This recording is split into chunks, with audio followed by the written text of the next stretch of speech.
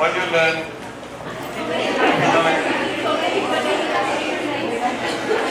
Yeah, and then I think speaker was also praising you that you learned a lot in the last 15 days.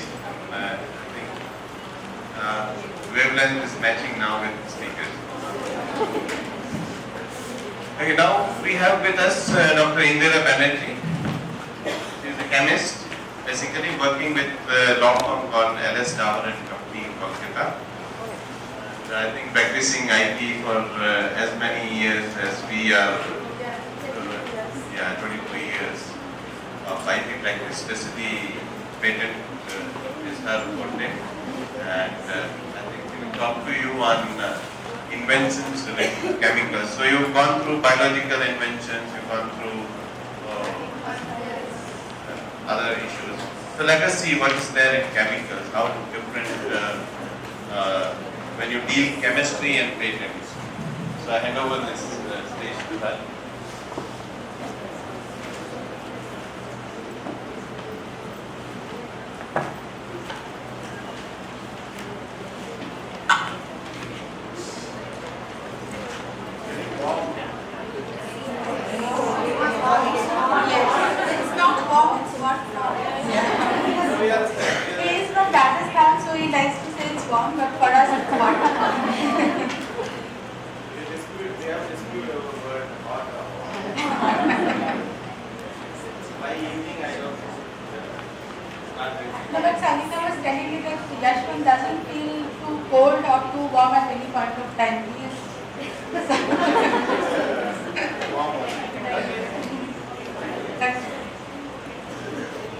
Very good morning to all of you. Good morning. It's always such a pleasure to come back and see the new faces each time. And this time you have started from 1st April, I think. Okay, so you are nearly through half of the session. So you probably have known a lot about IP. At least most of the basics you have already learned. So I will just keep it at a very basic level, not too much of intricate chemistry and all. Just I'll try to give you an idea about what patenting in chemicals involves, what is patentable, what is not patentable, how to go about patenting the non-patentable matters. It's just done on a very basic level.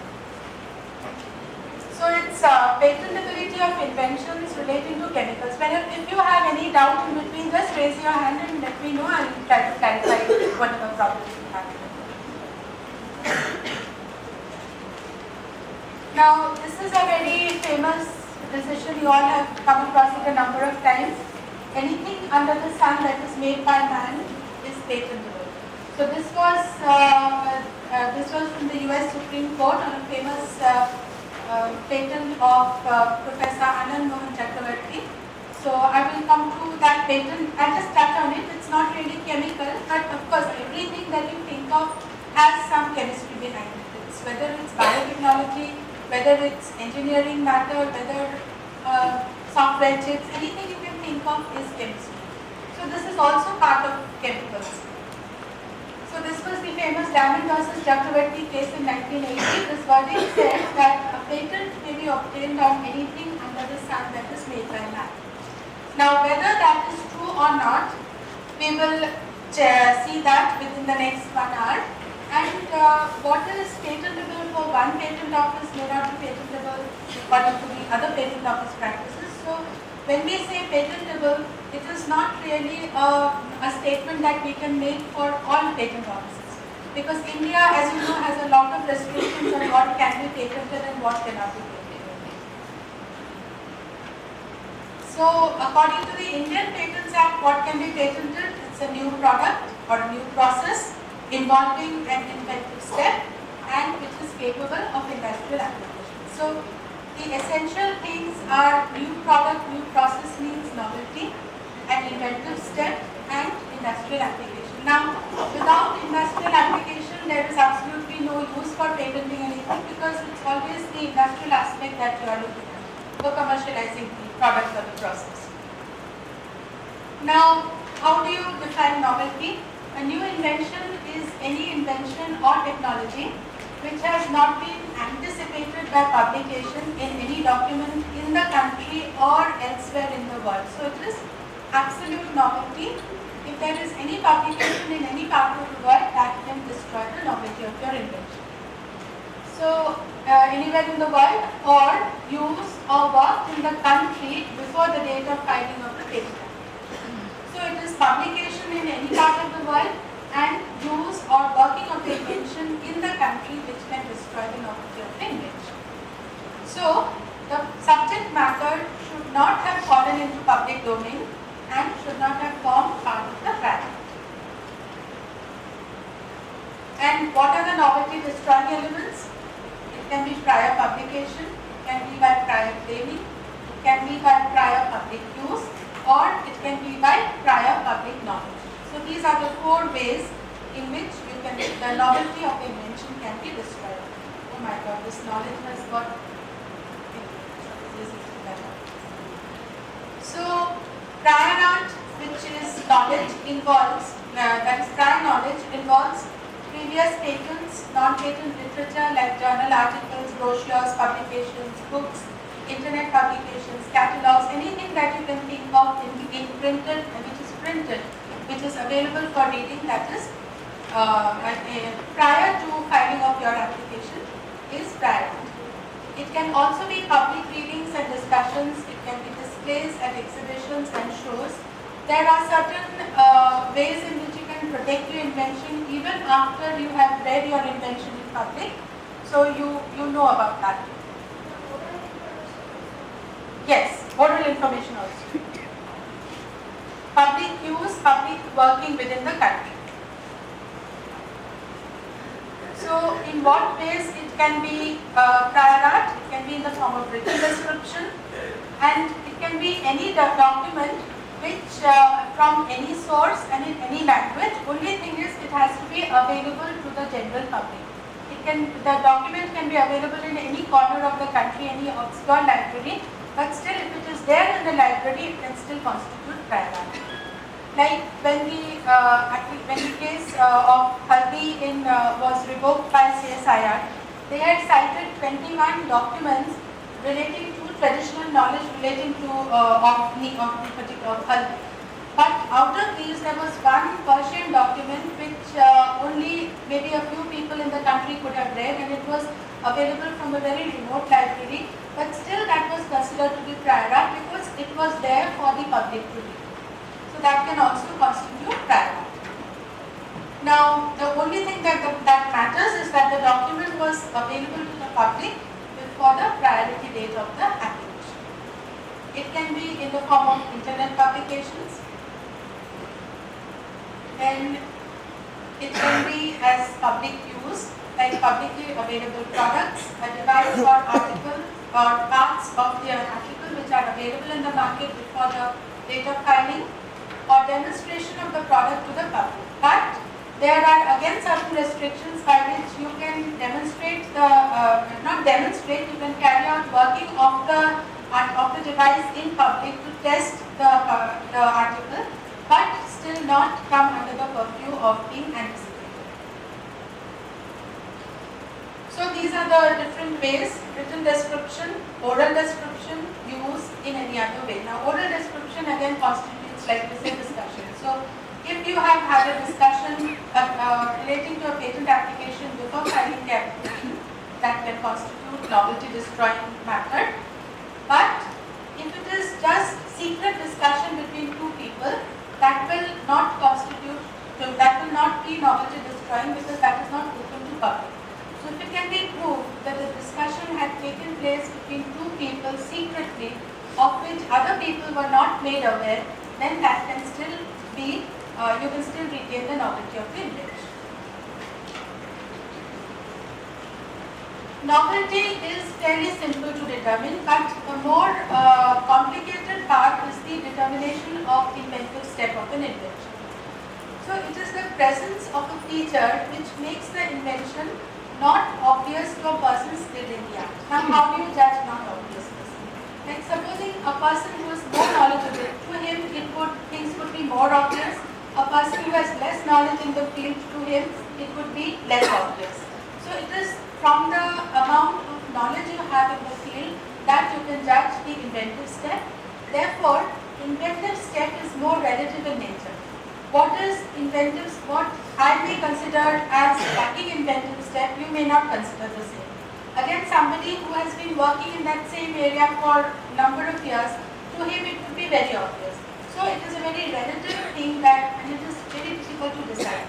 So the arguments are mostly not on novelty, but mostly on inventive step. And inventive step is the thing that we need to justify more for getting a patent.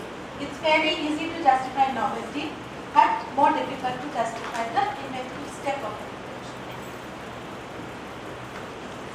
So what are the basic differences? Lack of novelty is anticipation, whereas lack of inventive step is obviousness. And novelty, each element is to be disclosed in a single prior art reference.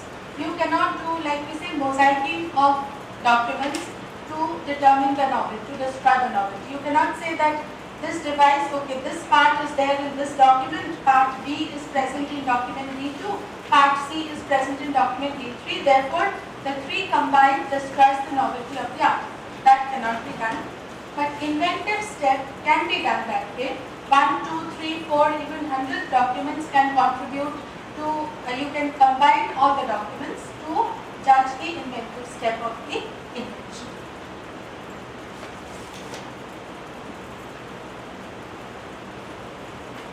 So, novelty is more of a quantitative nature and inventive step is more qualitative in nature. The qualitative difference from the prior art is inventive step.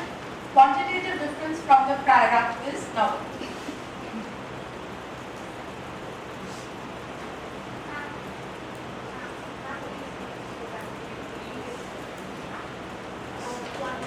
I think this will be given to you. So I will send it in an editable format and you can take it from there.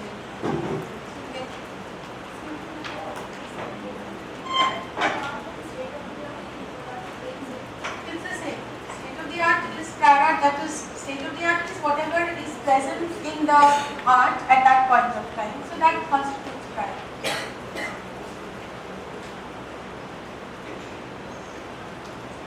Now, this is what I meant when I said that a qualitative difference from the prior art establishes the inventive step. I'll just show you an example where it should be very easy for you to understand. Supposing the yellow circles, the full yellow circles constitute the prior art. Now, your invention is the pink circle, which is the full circle if you consider, not the blue portions. So the full blue circle is your invention. Now, you see there are certain portions, these are the blue areas, where your invention overlaps with the prior art. So that part, your invention is lacking in novelty, and your invention is lacking in inventive step as well, because it gets into the prior art and is easily, you can be easily motivated by the prior art to come to those blue circles. So what do? Rather than getting the invention sort of revoked or invention not being patented, it's better that you cut away from the prior art and try to come down to a scope which is more, which has novelty and which has inventive step with respect to the prior art. So in the next step, what you do is you restrict your invention to only the pink portion. You have deleted the matters which were corresponding with which was overlapping with the prior art. Those blue portions you have removed from your invention and you have come down to the pink portion only. But again, in the pink areas, there are certain areas which are touching the yellow circles. So although you have established novelty for your invention because you are not overlapping with the prior art, those areas which are just touching the yellow circles, they are devoid of inventive step. Because it is fairly easy to come from the teachings of the yellow circle to those neighboring areas which are touching the yellow circles. So again, although your novelty is established, you will again have a problem establishing inventive step for your invention. So what is the solution? You try to move further away from the prior art and define a scope where it is not touching the prior art at any point that is, your invention is not obvious in view of the prior art. So, your circle moves away from the prior art method, and there, although you have a much restricted scope for your invention, you have cut down on the more on a lot of derivatives, and you have come down to maybe only a few compounds, but you have a foolproof invention which is not anticipated, which is not obvious in view of the prior art.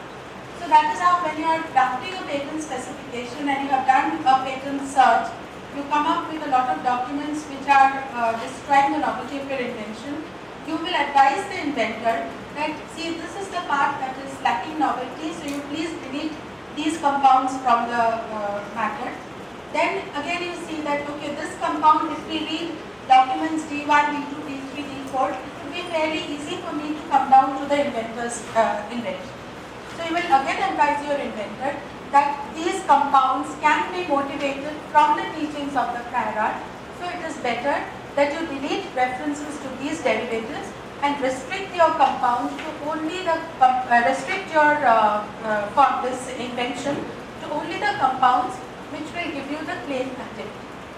So there maybe you will land up with 3, 4 or 5 compounds, but which will be sound in that they will be novel and they will have an inventive.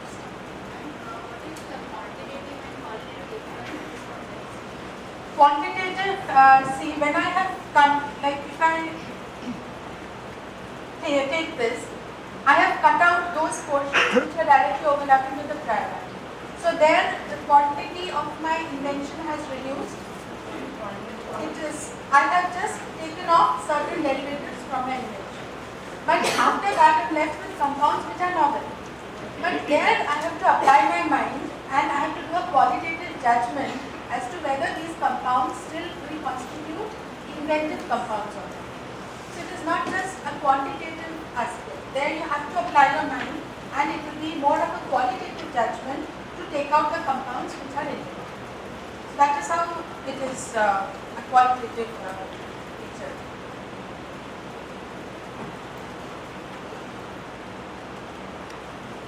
Now, for establishing inventive step, a simple example, for instance, you all know that chloro compounds and bromo compounds have similar activities. So if you have invented, say for instance, a bromo compound which has maybe flame retardant properties, and you find that the corresponding chloro compound did not have any such property. So in that case, the bromo compound is novel, there is no question about that, but it is inventive as well, because the chloro compound did not have the property that you see in the bromo compound. So it is novel as well as inventive. But supposing it is known that the chloro compound also had flame retardant properties, then the bromo compound, while being novel, it would lack an inventive step, because what the chloro compound has, it has a similar property which is again predictable, because chloro and bromo compounds have very similar properties. So there your compound will not have an inventive feature. So what do? You have to look for, you have to justify that the bromo compound, I mean, if it has far better flame retardant properties which cannot be predicted from the properties of the chloro compound, then the bromo compound would be inventive. So that has to be justified that it is far more efficient as a flame retardant compared to the chloro. But again, there you have to relent inventive step to your invention. But again, if it is known that for similar compounds, the bromo compounds do have far better flame retardant properties than the chloro compounds, maybe in a different moiety, then again your inventive step will be lost. So it is like a stepwise, you come down stepwise to the invention, where at each step you are looking at the prior art and cutting out certain features of your invention. So if it is known that the chloro compounds compared to the bromo compounds compared to the chloro compounds have far better flame retardant properties in other similar molecules, then your invention is again lacking inventive. There, if you can establish that this particular bromo compound can be a flame retardant for surfaces for which the chloro compound was ineffective, then in that case again you restore inventive step to your invention. So this is how you come down stepwise to the inventive feature, to restoring the inventive feature of your invention. And each step you have to supply data to substantiate your claim. You just cannot say that it is more, you have to actually supply data. Particularly for Indian cases, you have to supply comparative data to establish that this is more claim retardant compared to the patent. This is a similar example where I have said that a compound with a methyl substituent is used in the preparation, which is a good preservative coating for mangoes. So the inventor has discovered another compound where this methyl is replaced by ethyl substituent. So he has the compound AET, which also provides good coating for mangoes. It is of course a novel compound because that is a methyl derivative, this is an ethyl derivative. But is it inventive? No, very obvious. So, compound, if you can prove that this compound A-methyl, when used in a preparation, was a good preservative coating for mangoes, but the A-ethyl compound provides far better coating, then it may be inventive. But if it is known for similar compounds that ethyl substituted derivatives are anyway more efficient than the methyl ones, then again the novelty inventive step is lost. So the next step is, if it can be proved that the A-ethyl derivatives can provide excellent coatings for other fruits for which the A-methyl coating was not so efficient, for instance for guavas, then again the inventive step is restored. So this is how we come down to a stepwise, I would say, calculation whereby you restore the inventive step of your invention. Now, even after you establish novelty inventive step, there are certain provisions in the Indian Patents Act which does not allow a lot of things. For instance, you are all quite familiar with these now. So, for chemical inventions, we are mainly concerned with section 3B, section 3D, section 3E. B is anything contrary to morality and injurious to humans, animals or plant life or health or to the environment. Section 3D is a new use of a known substance or a known device, known machine. 3E is a mere admixture of substances. And method of treatment, 3I. So these are the 4 subsections which will be most relevant when you are dealing with chemical inventions.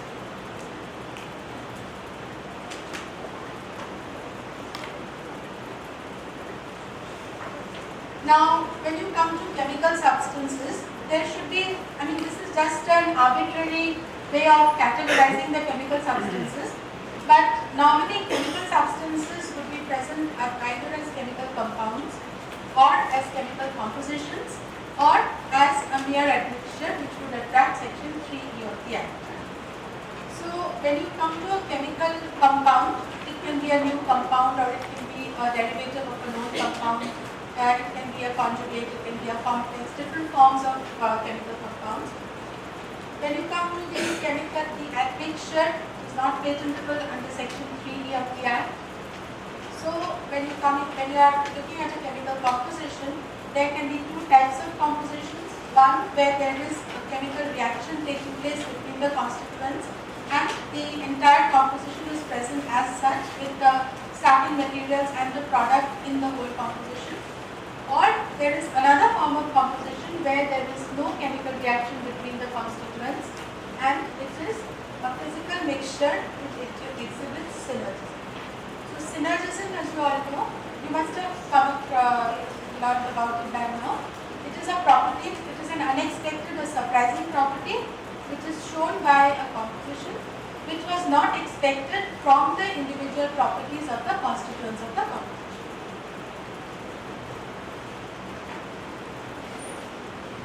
So, when you look at new inventions in chemicals, they could be present as new compounds. They could be present, and now new compounds is something very difficult to make. It's basically mostly improvements over known compounds, derivatives of known compounds. Then it can be in the form of a new composition. It can be as new synthetic processes. It can be new uses of known compounds. It can be selection inventions like a whole big set of compounds is known. Out of that, you just pick and select a few compounds and show that they have far better activity compared to the other members of the group. Or you can have disclaimers, like you have made a big class of compounds and you have come across some prior art which says that 2 or 3 compounds from that big group is already present in the prior art. So you put in a disclaimer in the invention saying that I have made this class of compounds, but I disclaim these 2-3 compounds for that, so that you don't intrude on the prior art.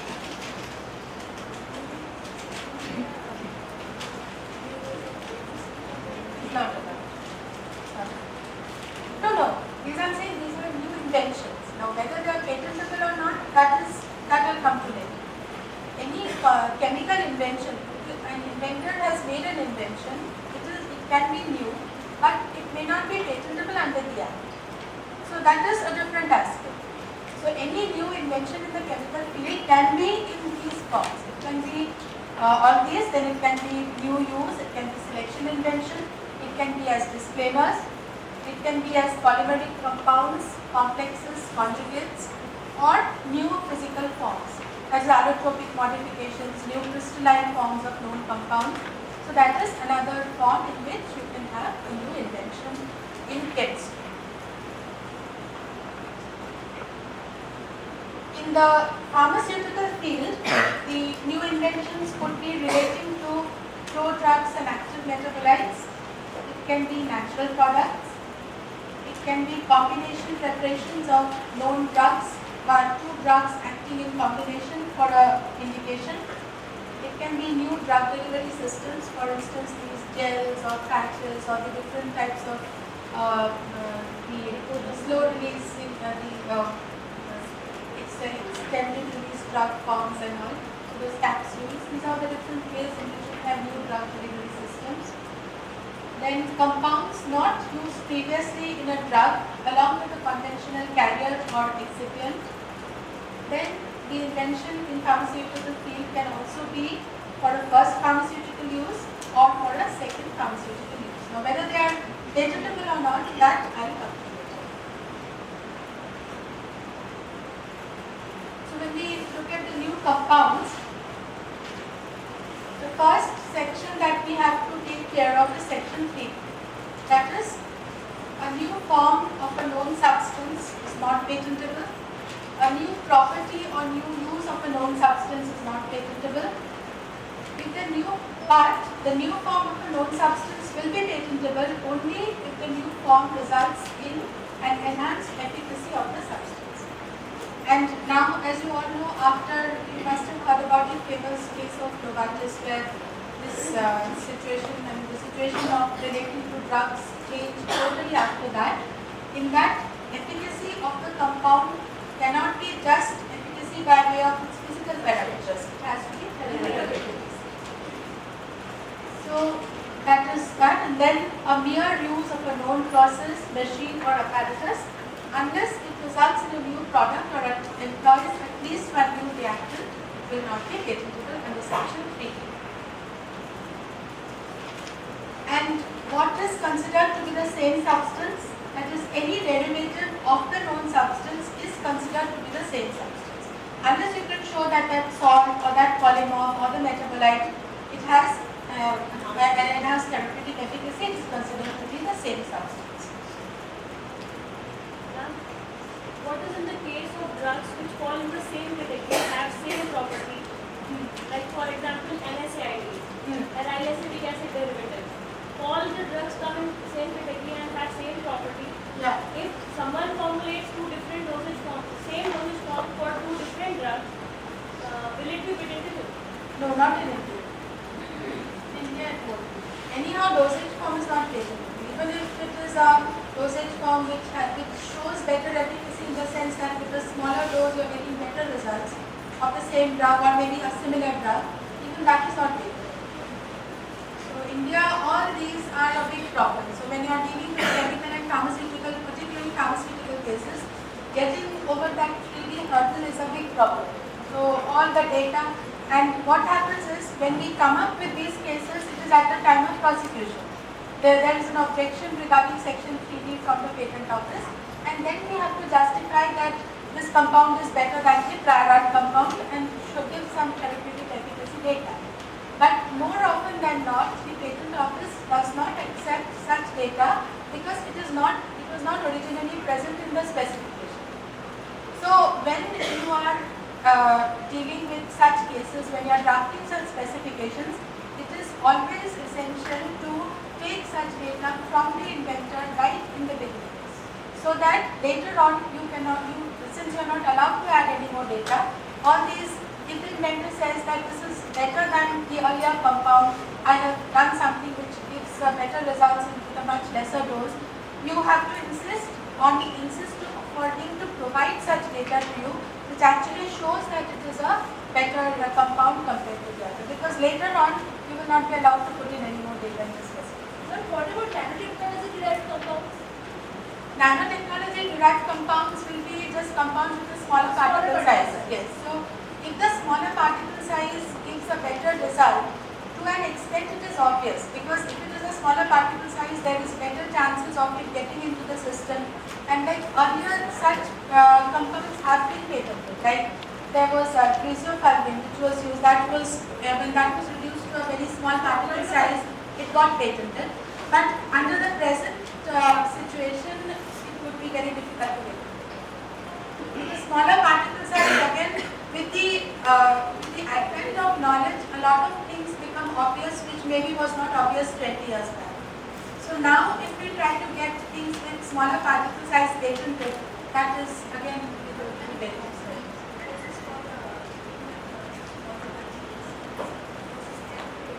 Sorry? The process can be made, of course.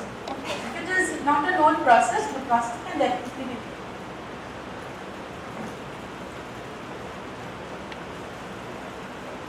The main test of inventiveness is you have to show that the prior art did not suggest whatever I am doing. In fact, it is always better if you can prove that the prior art teaches away from your invention. Some prior art gives you a hint which could have led you in a wrong direction, would not have led you to the invention. That is more, it would be an acid test for inventiveness. Okay, so when we come to new compounds, they could be industrially useful compounds. Now, in the laboratories, there are thousands of new compounds that are being made every day. But how many of these are patentable? Only the ones which are industrially useful, which have some commercial value, or maybe precursors of such compounds which can lead to these useful compounds, only these will be patentable. Others can only qualify for journal publications. They wouldn't be patentable. That is, they would be theoretically interesting compounds which are essentially publication material. And again, non-obvious compounds which would be patentable. If you have new chemical substances produced by genetic engineering, that is also patentable. Known chemical substances which are prepared more economically by biotechnology, the chemical substance will not be patentable, but the process will definitely be patentable. Natural products are not patentable because they are derived from nature, so anything that you obtain from nature will again attract section 3, so there again it will not be patentable. Now we come to prodrugs and active metabolites. For instance, prodrugs are the compounds which, when you are administering to the patient, it gets into the system and breaks into the active drug component. Like for instance, some adapt of a known drug. The patient is swallowing that. The moment it gets into the system, it breaks up into the two components, of which one is the main drug. So the main purpose of these is maybe to to make it more soluble, or maybe to make it more bioavailable. So that is why they create these prodrugs for easy administration. Now, so that they are connected as a prodrug and a drug, or when a person is swallowing a drug, it is possible that it can break up into numerous small fragments, of which some are just ejected out of the system and some remain, which may again be broken up into very small parts, and out of these maybe one is the active metabolite which is actually acting for alleviating the indication that the patient has. So they are again connected as the drug and the active metabolite. So it is possible for the drug to be present as the drug and the prodrug and the drug system, or the drug and the active metabolite system. Now,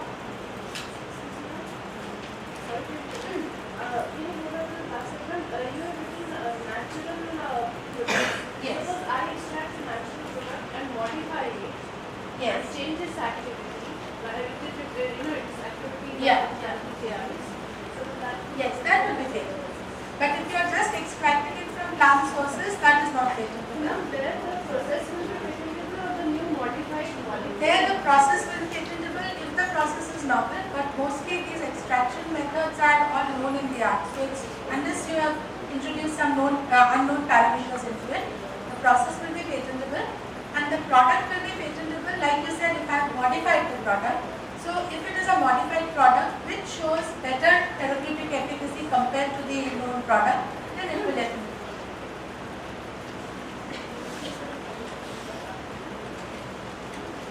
So the drugs are present either as a prodrug which breaks into the drug, or as the drug which is metabolized in the system into the active metabolite. Supposing the drug is pharmaceutically active and the prodrug, it metabolizes inside the body to become the drug or its active metabolites. Then if we look at this example, it will be clear. And for instance, ampicillin was a known drug, and then ketacillin, which was an acetone adaptive ampicillin, came out for patent. But ketacillin was just an acetone adaptive ampicillin, which was either these prodrugs, they had some properties by which they were more bioavailable or they could be easily administered into the system. Some of them had these properties, but there were others who were just looking to get to sort of prolong the period of protection of the known drug, of the very active drug, by making different forms of the drug. So creating a prodrug from a known drug was again another method of, like we know what it is, evergreening of the earlier patent. So they effectively tried to extend the patent protection term of ampicillin by preparing ketacillin, which was the acetone adaptive ampicillin, and it could break up inside the system to give rise to ampicillin, and the acetone was virtually useless. It would break up into that, and acetone would just go out of the system. So, although the claims of ketacillin were outside the scope of claims of ampicillin, because it was a novel compound, the acetone adaptive ampicillin, but if you think of the situation that once it gets into the system, it is creating ampicillin. So the person who is giving this ketacillin is contributing to infringement of the ampicillin patent, because he is contributing towards creation of the ampicillin inside the human system. So although he is not directly infringing on the ampicillin patent, because he has made a different acetone adapt, which is trying to say that it has better bioavailability, it is easier to manufacture and all that. But what he is actually trying to do is he is trying to extend the patent protection of ampicillin, and he is actually in disguise he is making a product which is infringing on the earlier ampicillin patent, because it is producing ampicillin inside the system. So this is called, you must have come across it. It's called contributory infringement. It is not patentable. No. Then one example is related to it. In my thesis I have written there is pilocarpine, which is the eye constriction. But if we prepare its diesters, so that helps to better ocular availability, eye availability. Okay. So will it, the diester will be patentable? If you can prove that it has better pharmacological property, it has better therapeutic efficacy, then of course it will be patentable. But this compound did not have any such property. Yeah, because that was the generating ampicillin only, which is already Yes, reported. yes. But pilocarpine had this problem, so to overcome the diester was made. Overcoming these problems. Yes, so Then that of course. that is patentable. Yes. Because that is again a prodrug. That is a prodrug, but if it can overcome the problems of the prior drug, then of course it will.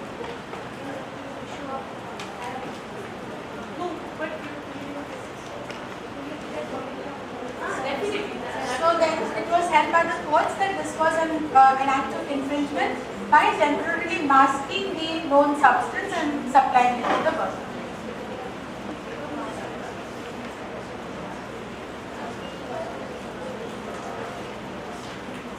Now, again, if a precursor drug is covered by a patent, P1 for instance, then the active metabolite which is produced inside the body will that be patentable. So, P1 does not cover any claims for the active metabolite because you are actually ingesting the drug according to P1 and that produces the active metabolite inside the body. But P1 does not claim the active metabolite, it claims the drug as such. So, the active metabolite, since it is not covered by P1, should still be patentable. Understood? Because it is not covered by this P1. So, the active metabolite should be patentable. Let's look at this example. This was a very famous case. Now, terfenadine was sold as an antihistamine, that is an anti-allergic drug. So, the terfenadine patent, which we call P1, that had expired, and after that, it was a patent of Meddle-Dow, MD. So, Meddle-Dow tried to evergreen the patent protection of this particular compound by patenting the active metabolite P2. So, when terfenadine was ingested, it produced the active metabolite inside the system. So once the term for the main patent expired, Meddle-Dow thought, since this is such a blockbuster drug, since they had a huge sale of these drugs, they tried to patent the active metabolite which was being produced inside. They did a lot of research. They came up that the active metabolite which was being produced inside the liver, that was the main compound which was actually the antihistamine. So they filed a patent for that. And after that, now since the main patent had expired for the terfenadine, the other competitors, they were making generic versions of the same drug and selling in the market. So what Meddle-Dow did was, since it had made the active metabolite, it started suing these competitors for infringement of their patent. Because they said that when you are actually giving terfenadine to a patient, it's producing active metabolite inside the system. And that active metabolite is infringing on my second patent.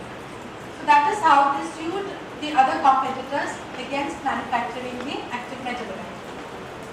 So, the original terfenadine patent, P1, although it did not make any reference to the active metabolite, but it enabled the public to work the invention by producing the active metabolite in their livers.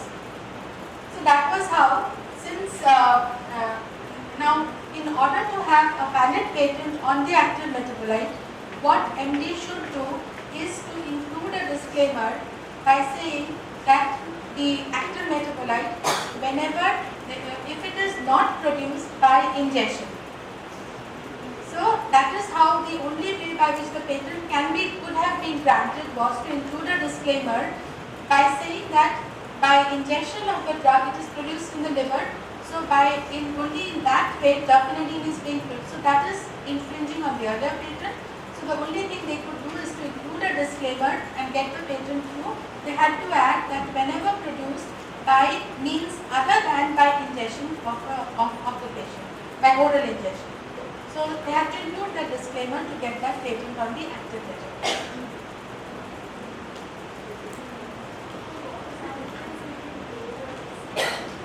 Claim and disclaim. Claim is what you are seeking your rights for, what you have made, you are seeking rights on that. It's the legal protection of what you have made and of your invention. And disclaim is what is already there in the prior art. So from your claim you try to take out certain portion and say we are not claiming this part. Either it is verbally said that this part is not there, or whatever you are not claiming is disclaimed. That is the golden rule, that whatever is not claimed is disclaimed. So it is very important to justify the specific features of the invention in the claim, because if you don't include such features, then it is taken for granted that it is disclaimed.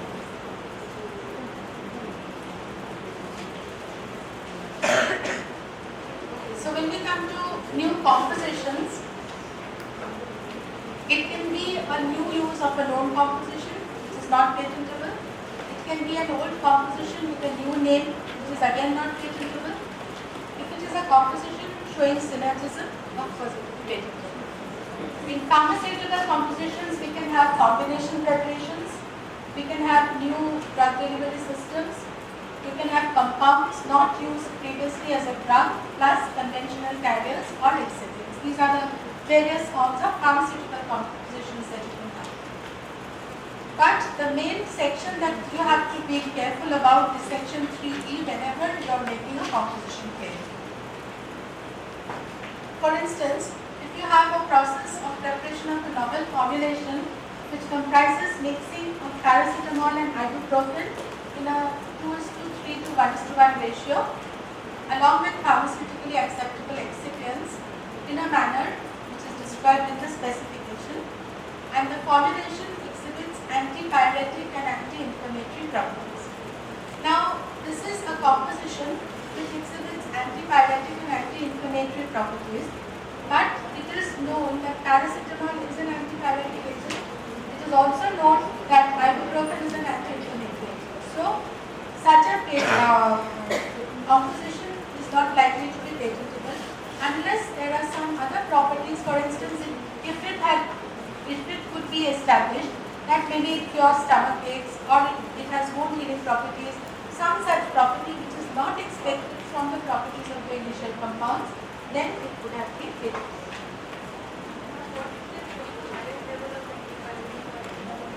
Yes, that is again, supposing you are mixing A and B in a 1:1 proportion, and like it is very difficult to establish synergism in pharmaceutical composition because there is no means of knowing what would happen if they were not present together. Because supposing you are adding two different agents to reduce blood pressure, that means you have to keep on checking the blood pressure by taking one compound, taking the other compound separately, mixing them in different proportions and keep on checking, and it's not just a single check. For each system you have to do at least 10 or 15 different measurements and then come to a conclusion.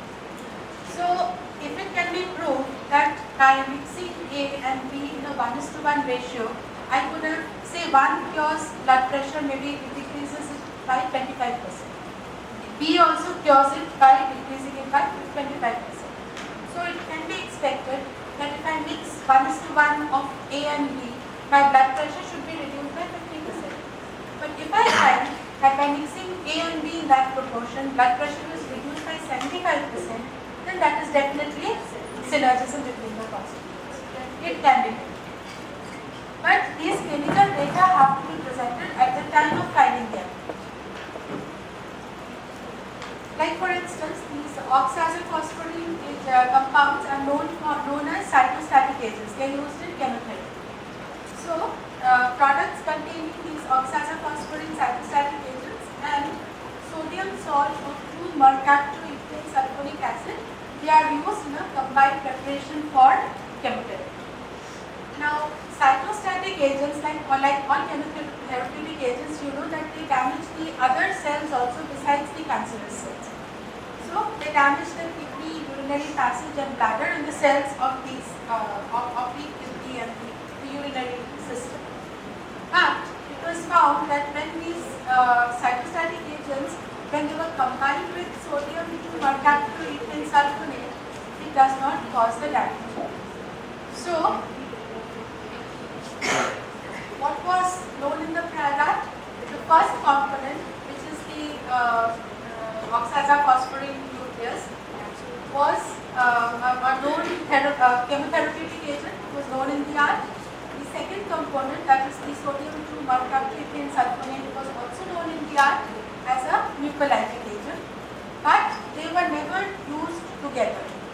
And when they were used together, the inventor came up with the surprising discovery that the second molecule was able to reduce the severe side effects of the chemotherapeutic agent.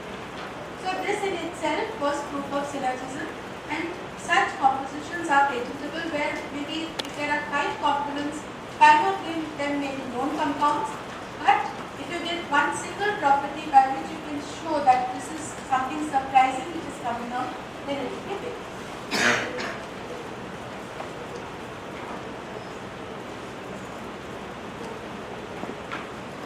So it shows a surprising and valuable property that is the side effects were reduced. Not reduced, they were absent. Now we come to the new synthetic processes. They can be a new process for manufacturing known compounds where you change the parameters and come up with a process which gives you better yields, or maybe the compounds in a more pure form. So it can be a new process which is patentable. It can be a known process for manufacturing new compounds. So if it is a known process, either the starting material or the compounds that you are getting as the product, something has to be new for it to qualify as a new process which will be patentable. Or it can be a known process where you have just introduced some minor improvements, changed the temperature somewhat, or maybe you've added a catalyst to the system so that the yield is improved. So this is an improvement of the known process that is also patentable. So in that case, you have to draft your claim in a two-part form, where the first part, the pre-characterized portion as we call it, are you aware of the different? Oh, you haven't done. Okay. A claim can be in a single. It can be as a format where you just like where the entire thing is novel, or it can be in a format where there is a certain portion which is known in the prior art, and you have introduced a modification of the prior art which you will add in the inventive portion. So such claims are normally drafted in a two-part form, where in a claim you must have come across that expression characterized in that. So in the beginning, you give the portions which is known in the prior art, and characterized in that you introduce your novel, your inventive. So basic process of the claim is what is known in the prior art.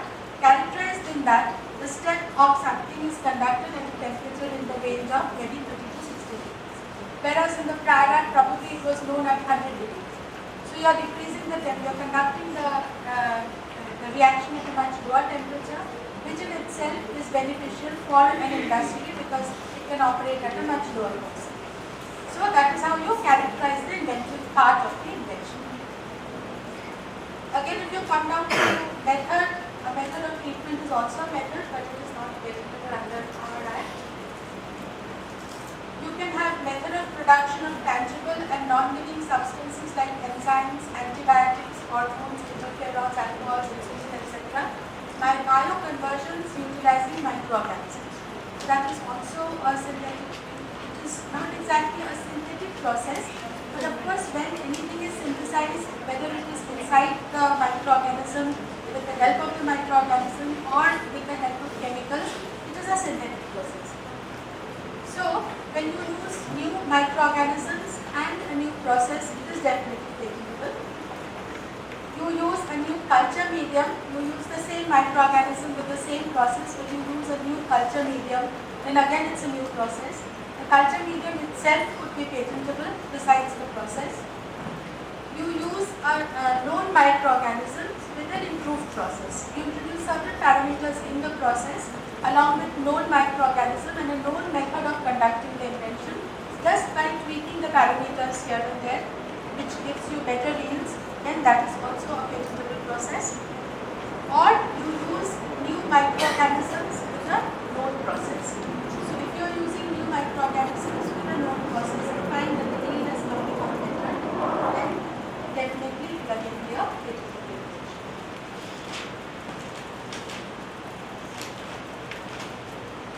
But for certain inventions, certain processes, I would say, it is very difficult to judge whether your competitor has actually copied your invention or not. There are certain processes which, even if he has copied, it is not easy for you to judge that he has copied your invention because there are no byproduct, the side products which are left. There is no means of knowing whether he is doing it by a different process or whether he is actually copying your invention. So in such cases, maybe it's not such a good idea to get a patent on the process, because once you file filing a patent application, it gets published, and then the competitor knows all about the process. So he can easily copy the process and he will have no means of catching him because nothing is evident from the process because it does not leave any side products and there is no means of catching the competitor. So in such cases, probably it is a better idea to have the invention as a trade secret rather than a patented process.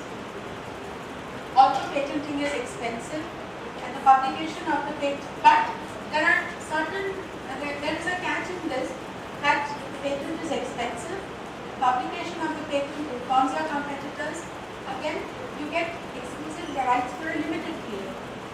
Whereas on the other hand, for a trade secret, to retain a trade secret, you need nothing apart from normal business practices. Nothing, it's not an expensive process. It does not give away anything to competitors, and you can have that trade secret eternally. Like the Coca-Cola trade secret, they kept it eternally. So for inventions where it is not so easy to catch the inventor, it is better to keep it as a trade secret. But where it can be, the inventor can, it is possible to catch the inventor from the process details, there it is always better to have a patent because in case there is an infringement tomorrow, you have no means of any redressal because you do not have the rights over it.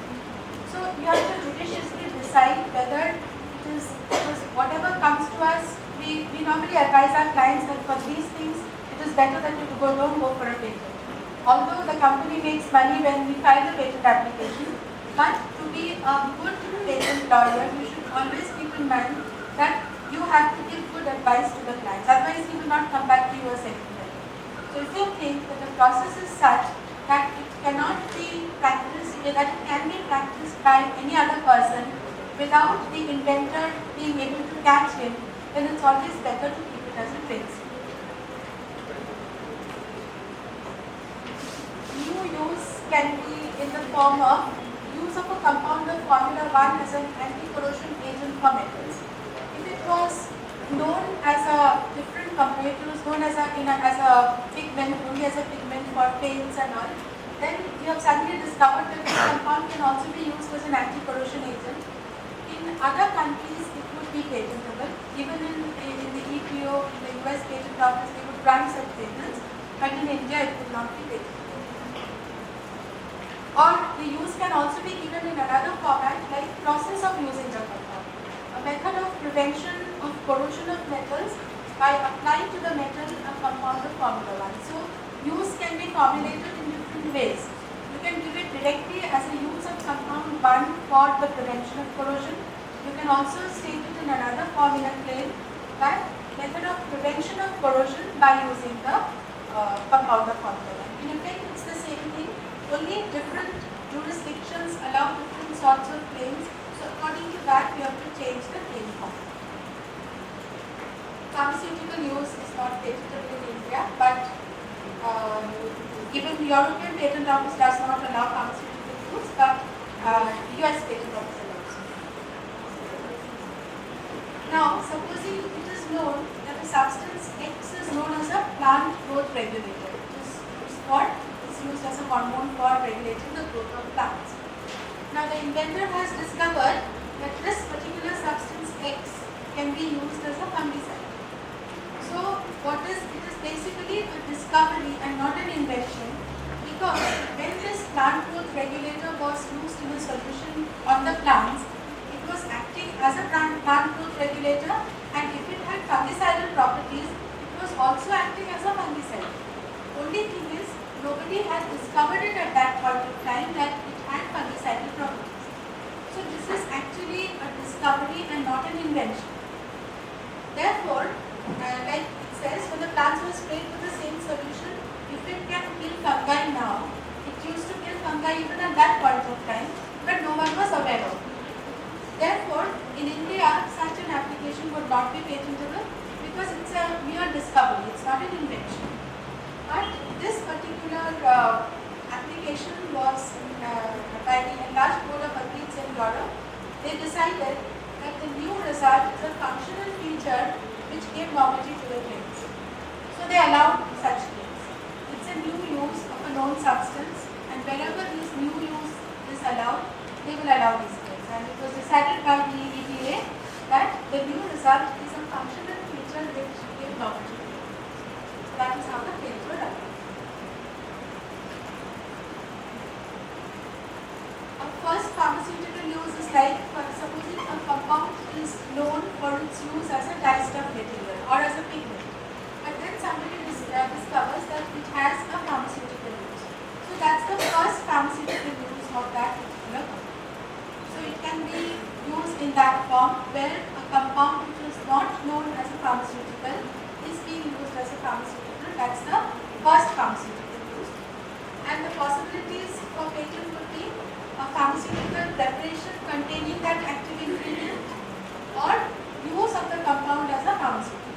So use of the compound as a pharmaceutical will not be allowed in India, but pharmaceutical composition containing the active ingredient, provided it has other compounds in it which can give it a synergistic composition, that would be allowed.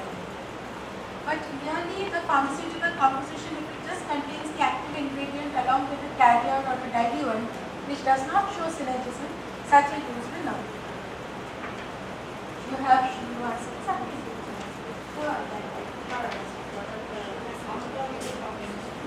Pharmaceutical composition, yeah. Will be a fact. This is actually not with regard to India, because in all other countries, jurisdictions it will be allowed, but in India you can have the pharmaceutical composition containing the active ingredient along with other ingredients, provided it shows synergism. Only then it will be allowed.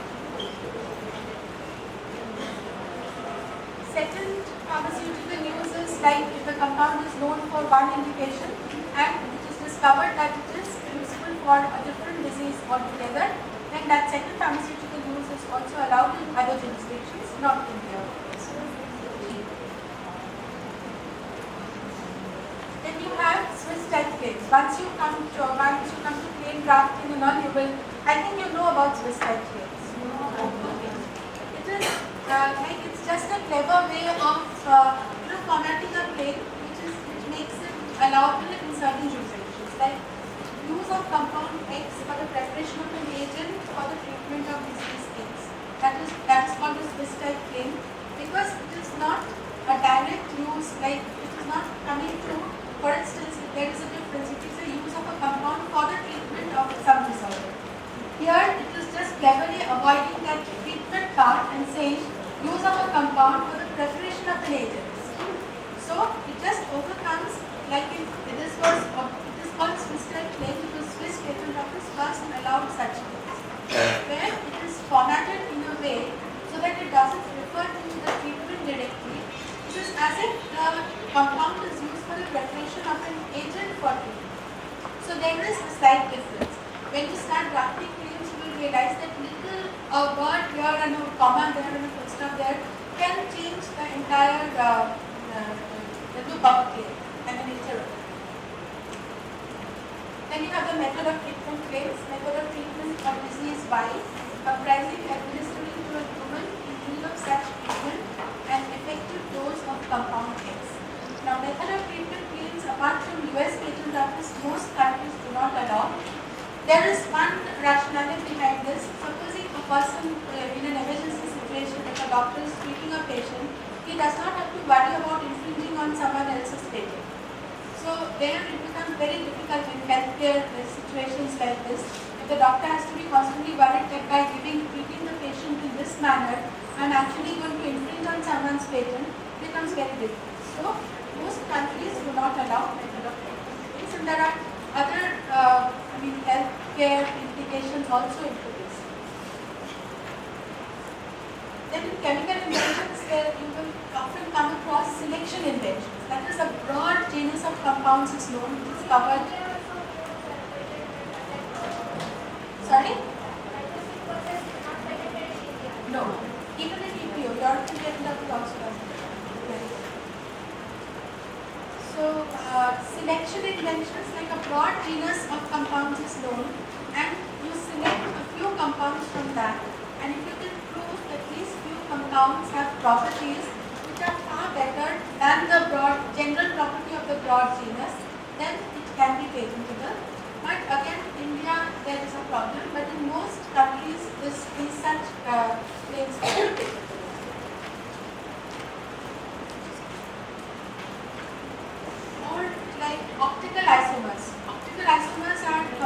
where a compound is present in its racemic form, which is a mixture of different optical isomers. If it is an optically active compound. And a racemate is an equal mixture of the two different isomers.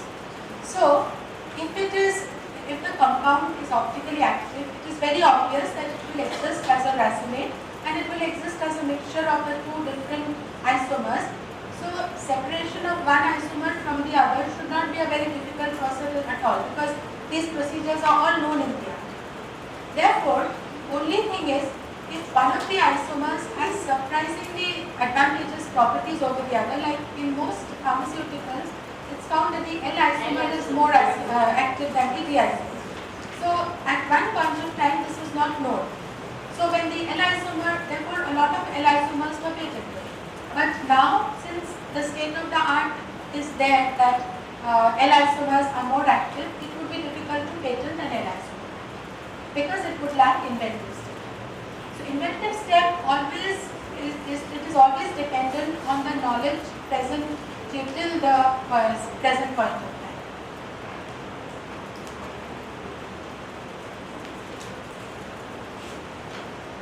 Like amoxicillin, it is an antibiotic which is an optical isomer of a known racemate.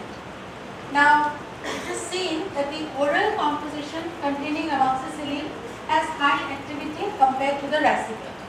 So that was obvious that particular isomer was more active, so the oral composition showed very high activity. So, the patent for amoxicillin, there was a case on this particular matter on Beecham Group's patent. So, the patent for amoxicillin was allowed only by claiming that the oral composition, only the oral composition of amoxicillin were held valid because that was the only thing that showed surprisingly efficacious properties. So, the patents had to be restricted to an oral composition comprising L-amoxicillin.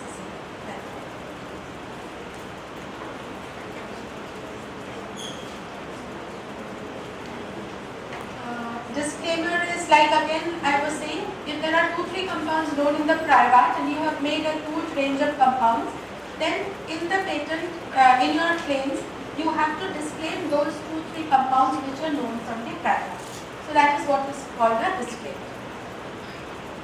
These details you will come to when you learn about claim drafting. I think I'll skip all this. Improvement in polymers, that is also an invention.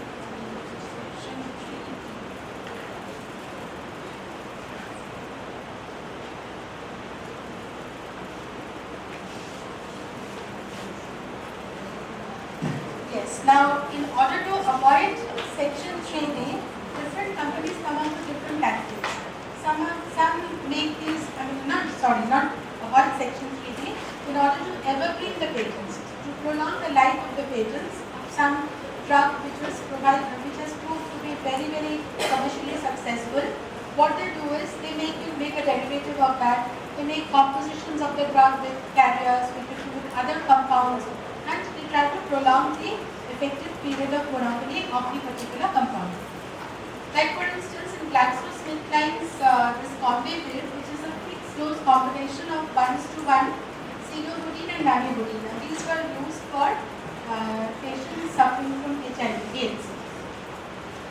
So, what they did was, towards the end of the patent, expiry of the patent term, they came up with a composition where they included a glidant into it. That is, it was an inactive substance which was made from sand, very fine sand or calcium carbonate, anything that would give it gliding properties so that it may be easily swallowed. So, this was again a very good example of evergreening because that particular composition was going off patent in a few years. They came up with another composition where they just added a carrier to make it appear as if the property of the composition was improved. It could be swallowed more easily. But there was no therapeutic efficacy of the compound which was improved. So in India, it would definitely not be granted. But even this patent, there were objections of novelty, inventive step, and section 3D. So what they finally did was, rather than going for a long legal battle and all, they just withdrew the patent application. Again, you all know about the Abel case of Novartis. They filed an application in 1998 on this particular beta-crystalline form of imatinib mesylate, which is Abel, and it is a crucial anti-cancer drug for treating myeloid leukemia. Now, Novartis, are you aware of the EMR provisions? Yes. Okay. Now, when we were going through the transition period of getting our laws into place to make them compliant with TRIPS, there was a provision of the EMR, exclusive marketing rights, and there was the black box provisions also, where claims to compounds, pharmaceutical compounds, because previously we had the Patents Act did not allow claims on pharmaceutical compounds and chemical substances in food per se. They only allowed the process claims. The products were not allowed. So, 1995 there was a provision introduced of the mailbox or the black box provisions, by which the product claims, if the application had product claims for a drug or a pharmaceutical or a chemical or food, such claims, such applications were kept in the mailbox to be opened after 2005 once India became compliant with TRIPS. So they would be examined and tarred with the TRIPS provisions. So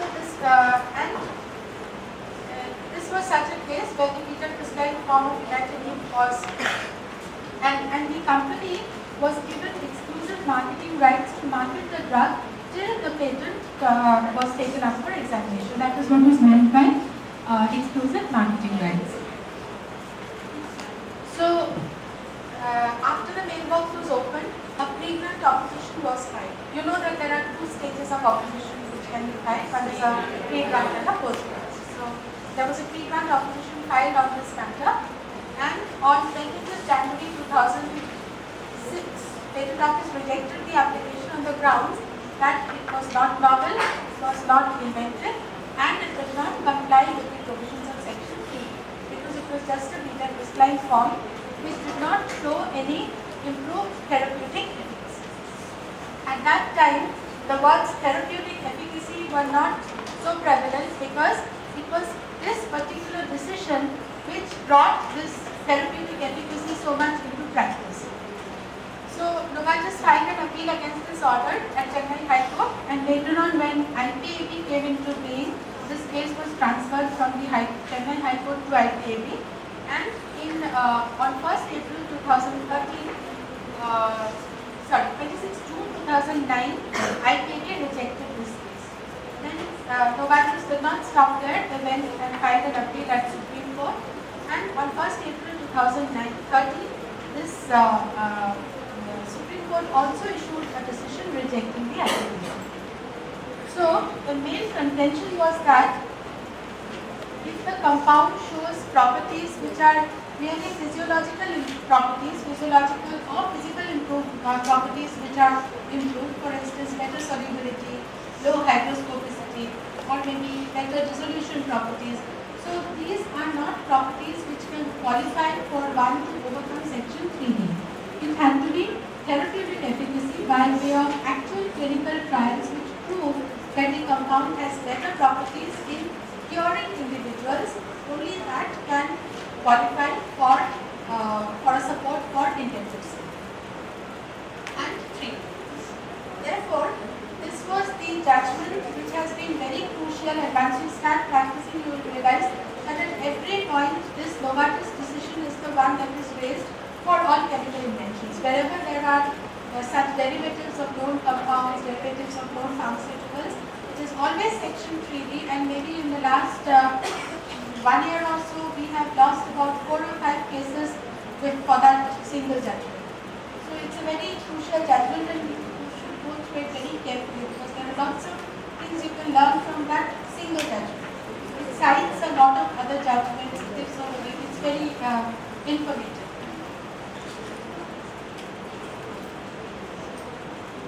Now see, in one case, the US court looked a patent which claimed a recombinant human nerve growth factor in a more pure form as compared to its natural counterpart.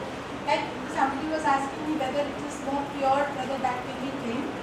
But you have to actually show that the purer form should have enhanced efficacy compared to the known form. If it can be proved that the purer form has a far greater efficacy which is not predicted from the known form, only then can it be taken.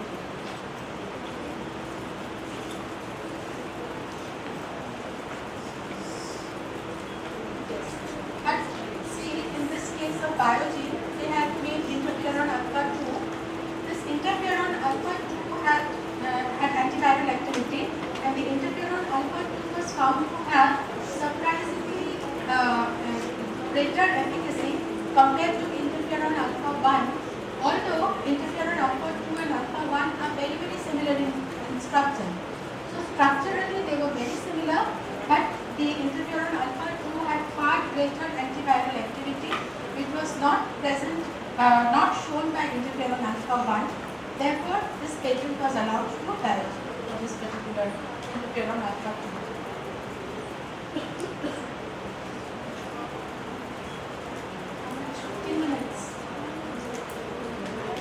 Very happy, no? Then I'll skip these exams. Anyway, these are, this is that famous judgment job. So you are quite aware of this, aren't you?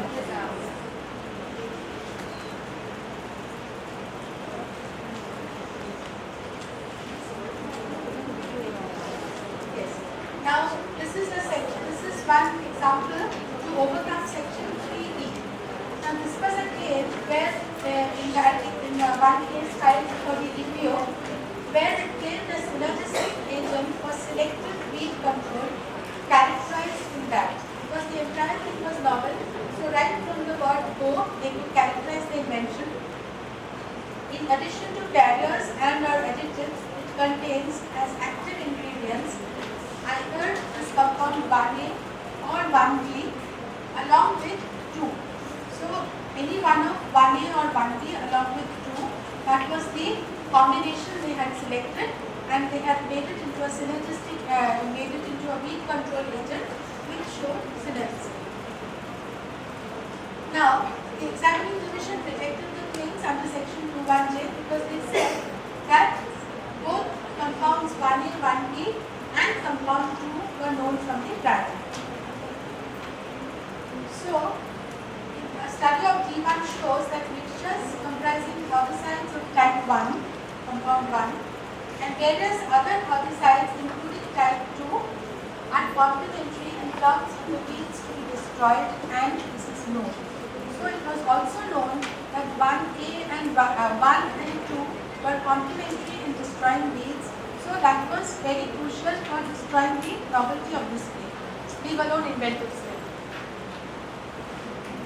Now, and the cited reference D2 shows that although compounds 1A and 1B are already known as herbicides, it does not disclose the active ingredients 1A or 1B in combination with any other herbicides, and certainly not with 2 for producing the synergistic effect.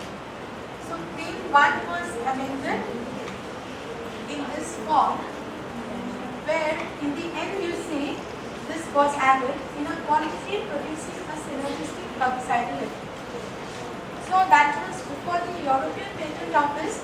That statement in the end was enough to make it an inventive composition, because in that particular quantity, particular ratio, it was not known.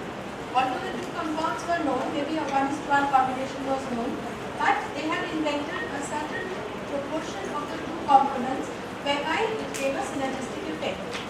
So at the EPO, they just amended the claim by adding in a quantity producing synergistic herbicidal effect, and that was considered to be inventive. But if you were dealing with this matter before the Indian Patent Office, you would have to actually add the proportion of data, because this would not be enough to restore the inventive step of it. So you would probably have to add maybe from a 3:1 to 1:3 ratio of the components.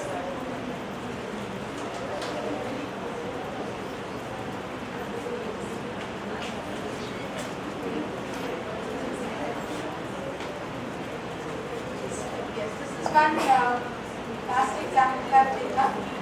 This is an ophthalmic composition which we recently got allowed from the Indian Patent Office, and this was to the applicant Vistacon Pharmaceuticals, which is a subsidiary of Johnson & Johnson, and the application corresponds to a US patent 8664215. Now this composition comprises alkaptoline, the chemical formula is written there. So alkaptoline composition for the treatment or prevention of ocular allergies, that is allergies of the eye.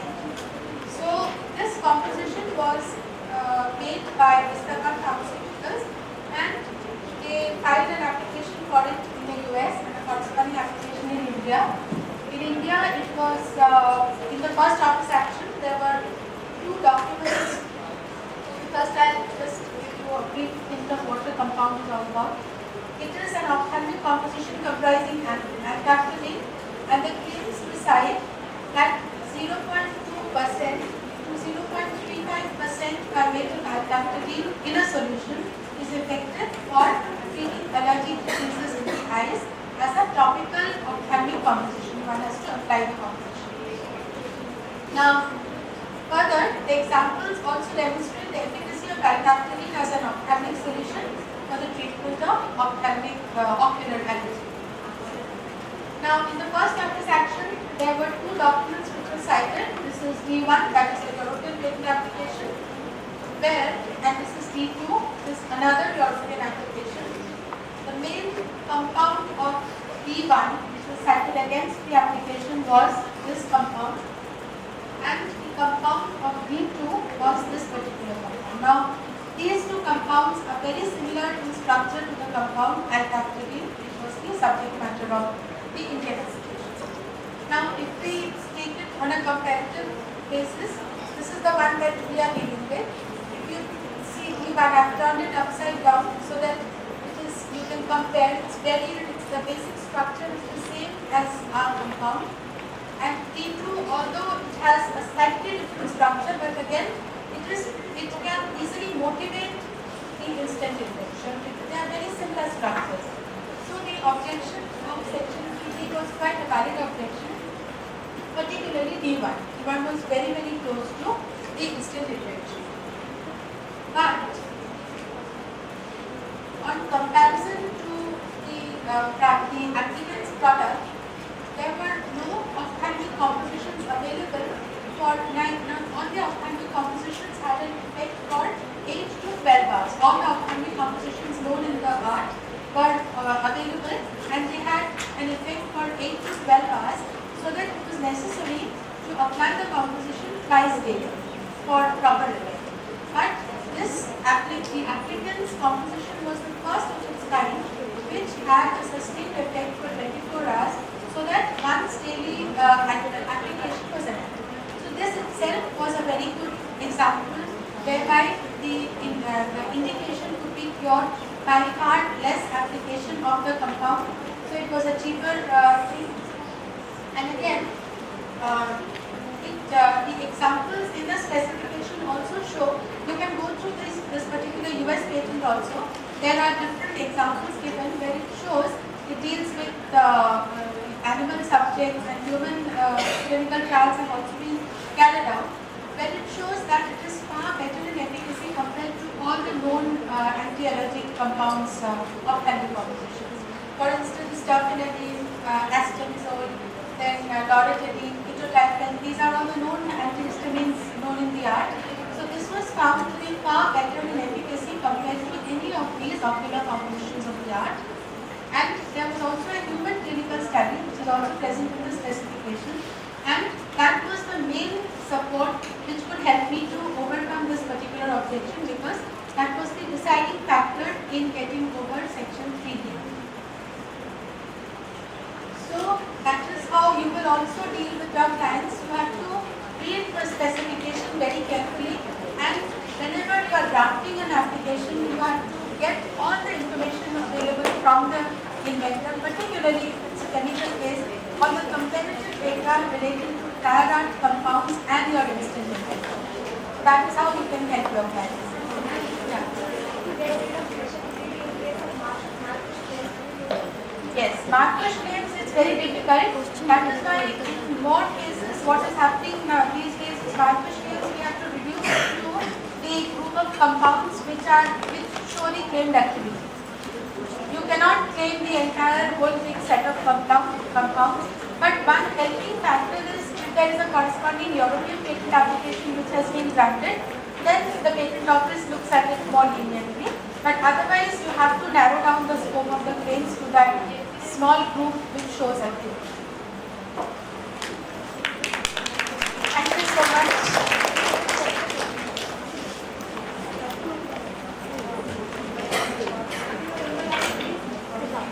Sorry? Indira Banerjee 17 at hotmail.com, at gmail.com.